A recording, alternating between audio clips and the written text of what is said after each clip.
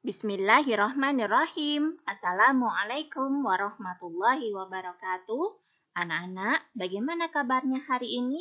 Semoga kalian tetap selalu sehat, tetap bersemangat, dan tetap dalam lindungan Allah Subhanahu wa Ta'ala tentu saja. Masih dalam mata pelajaran produk kreatif dan kewirausahaan kelas 11, yang pada kesempatan kali ini kita akan membahas materi tentang gambar kerja untuk pembuatan prototipe produk, barang, atau jasa. Jangan lupa untuk like, komen, subscribe, dan tekan tombol loncengnya agar kalian bisa mengikuti video-video Bunia yang selanjutnya. Adapun kompetensi dasar dari materi kita kali ini adalah kompetensi dasar 3.6 menganalisis lembar kerja atau gambar kerja untuk pembuatan contoh produk, barang, atau jasa. Kompetensi dasar 4.6 yaitu membuat lembar kerja atau gambar kerja untuk pembuatan contoh produk, barang, atau jasa. Oke, kita mulai pembahasan kali ini dengan pengertian gambar kerja lebih dahulu ya.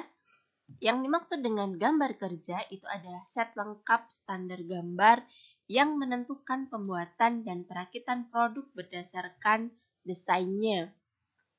Bisa dikatakan bahwa gambar kerja itu adalah suatu bahasa yang digunakan oleh desainer kepada pelaksana di lapangan dengan menggunakan standar-standar internasional dan harus dipahami oleh kedua belah pihak. Jadi, gambar kerja ini memberikan semua informasi yang dibutuhkan untuk memproduksi suatu produk. Informasi di dalam gambar kerja tersebut meliputi gambar rakitan, gambar detail, dimensi keterangan gambar, dan semua standar informasi yang dibutuhkan di dalam membuat suatu produk. Terdapat 3 komponen di dalam satu set gambar kerja. Di antaranya adalah yang pertama, detail dari setiap bagian. Jadi tentu saja di dalam gambar kerja itu harus detail ya pada setiap bagian-bagiannya. Kemudian terdapat juga daftar komponen atau bahan untuk merakit produk akhir. Dan berikutnya tentu saja di dalam gambar kerja itu harus terdapat gambar rakitannya. Fungsi dari gambar kerja ini diantaranya adalah yang pertama, gambar sebagai bahasa teknik. Gambar berfungsi sebagai bahasa teknik dari seorang desainer kepada operator yang membuat barang. Dengan kata lain, gambar kerja merupakan alat komunikasi dari desainer kepada pelaksana di lapangan. Yang kedua adalah sebagai penyampaian informasi. Saat ini, antara perancang dan pembuat produk tidak lagi merupakan satu orang yang sama, tetapi merupakan dua pihak yang berbeda. Di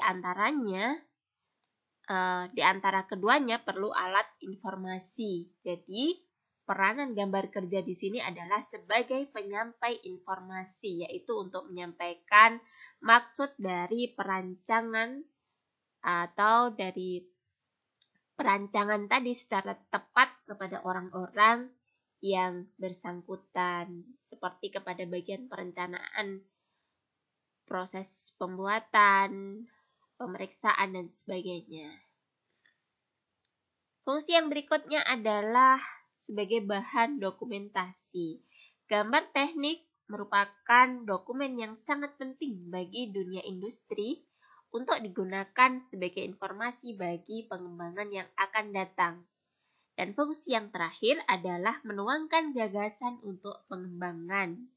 Gagasan seorang desainer untuk membuat produk mula-mula berupa pemikirannya.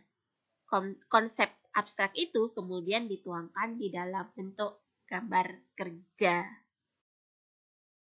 Sedangkan tujuan dari gambar kerja adalah yang pertama, membuat hiasan berupa bangun-bangun geometris yang banyak digunakan dalam kegiatan perancangan produk. Yang kedua adalah sebagai gambar kerja yang dapat menjelaskan bagian-bagian konstruksi dari suatu bangun atau benda secara rinci.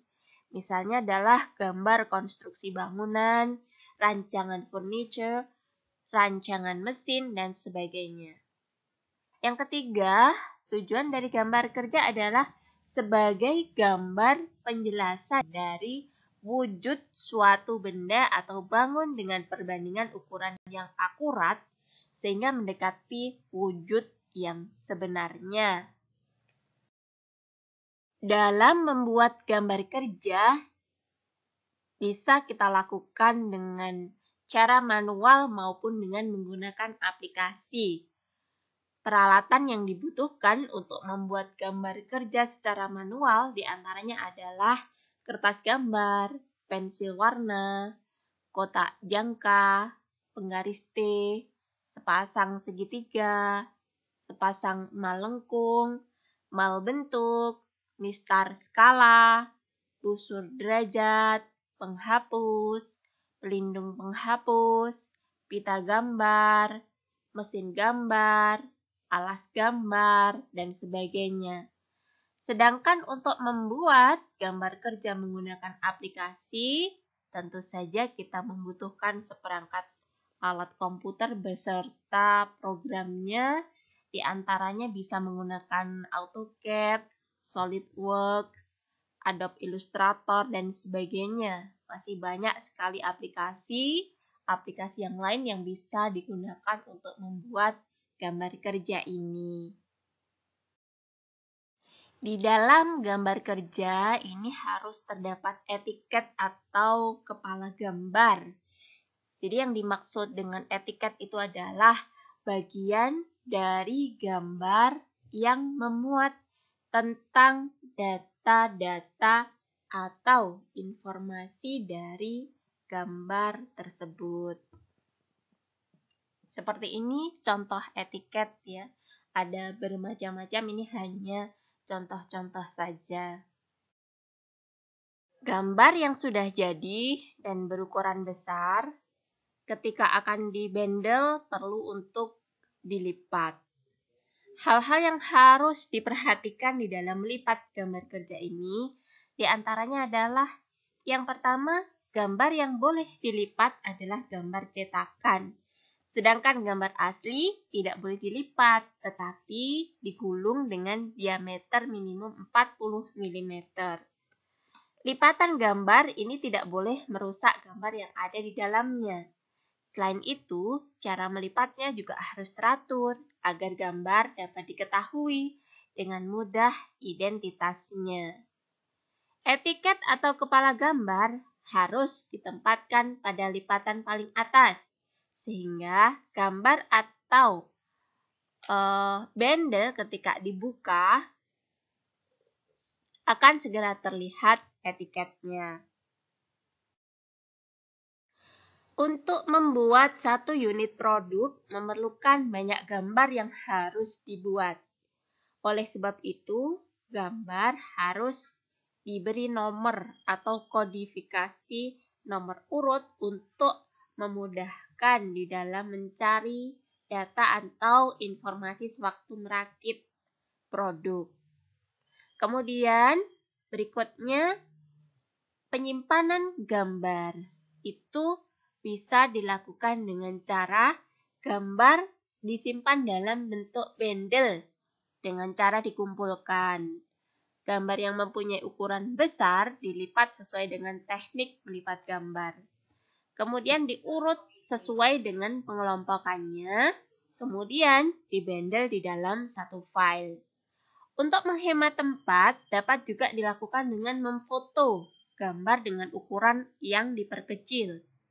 Gambar yang dibuat dengan aplikasi komputer dapat disimpan atau diawetkan di dalam hard disk.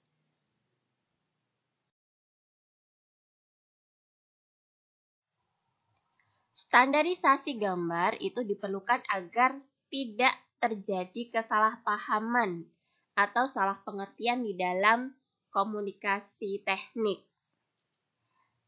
Untuk tiap-tiap negara itu cenderung memiliki standar sendiri. Misalkan saja JIS di Jepang, NNI Belanda, DIN Jerman, ANSI Amerika, SNI Indonesia, dan standar secara internasional itu adalah standar ISO.